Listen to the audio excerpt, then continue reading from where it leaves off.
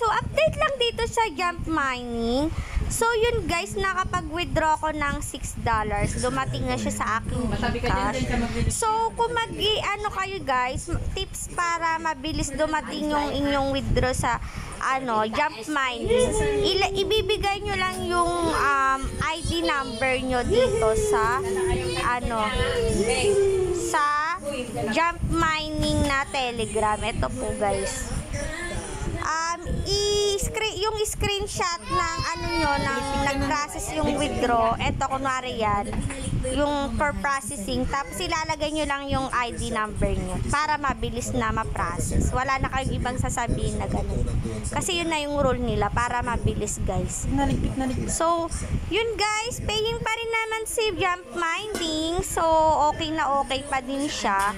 Kung gusto niyo mag-invest guys, ang pinakamababa is $7. So valid first 20 days.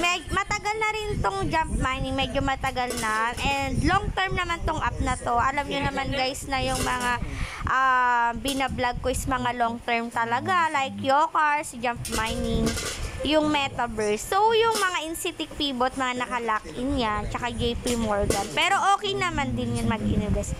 Tapos yung GIM guys, i-refund na lang ata to kasi nga naban daw ako. Hindi nga ako makapag-trade tuwing 8 PM. I don't know why. Ay nako, naiinis talaga ako dyan. Sabi daw i-refund. So chinat ko na to si Boss M. Ayan na kung mari-refund ba talaga. So yun guys, thank you for watching and happy earnings.